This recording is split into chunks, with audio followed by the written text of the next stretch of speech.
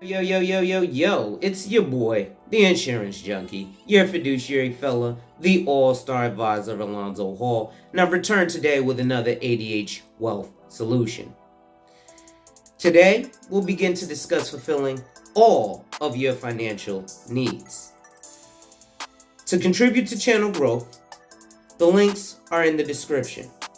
To schedule an appointment of your own, or to purchase life insurance directly up to $1 million with no medical exam and an instant decision, my information is in the description.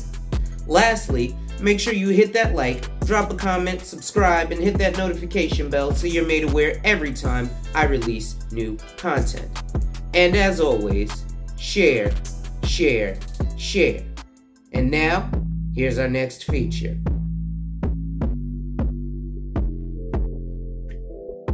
Right? And around this, as I look deeper, I believe that the disparity in experience and impact and ability to recover for families across the nation varied according to their household economics and their wealth accumulation. What did you have the bank to help you get through this? What access did you have to your equity in your home, your 401k, the life insurance? But where could you pull from? Right, in the way of making sure that you, in the way of health, if you had that we were offsetting the challenges that we have there. So when you think about this, the struggles of lack of insurance and access to healthcare, in the way of underlying conditions of food insecurity and being frontline workers, I believe the root cause of these issues still stem back to economics. When you look at the impact of the economic downturn, who was furloughed, who was laid off, who wasn't able to work from home, right? Who were the majority of the mortgage delays? How many black businesses didn't get access or get payout from the PPP? I don't know that we've circled back to find out what was wrong in that system, that we didn't get access to that.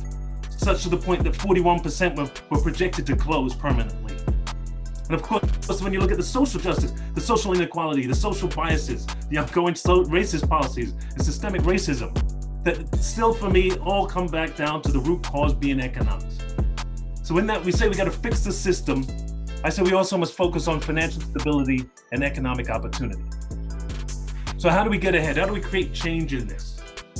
I think this is going to be a two-part strategy to fix the 400 years that got us here to this point.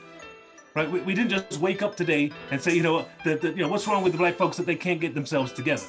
You think about 246 years of slavery. That's 12 generations where education was withheld, right? There was no wealth building opportunity. You were the property and the wealth builder for someone else, right? Families were broken apart. The religion was taken away, right? There was no, after 246, putting that back together.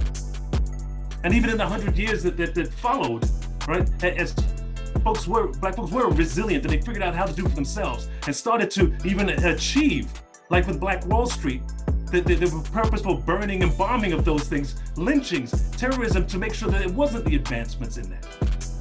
And even over these last 60 years, the struggles and the progress. There was a great clip this morning on CBS. I don't know if you saw that. They talked about home ownership disparities. And they talked about how the GI Bill, when they showed some areas here up north, how the soldiers that came back, those who were able to have access to home loans and education, 98% of that went to whites only. And so just thinking about the head start, soldiers who fought on the same line, we're not comparing to going back to the ghettos. We're talking about people in line, standing next to each other, weren't given the same opportunity.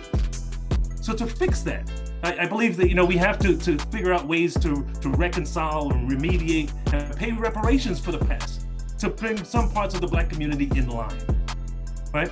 And I'm encouraged now that that there are those conversations being had, especially with the new administration.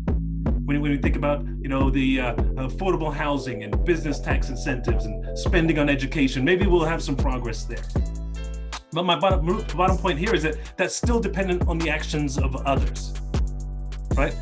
On the other side, I believe that we've got to take on more personal action for ourselves in the black community. And by that, I mean steering our $1.4 trillion of annual earned income and continue to leverage our 3% of the country's assets that we already own. With this now, I believe that if we start steering into more home ownership, business ownership, creating more inheritance that we can do, and which I'll talk more about. I think these are things that we can control, right? And we can. Hey folks, this last video was sponsored by my company, where we help people like you to reach their financial goals. We do this through a simple conversation where we help to identify and then protect your lifestyle, and then we implement a plan. The process starts at about an hour.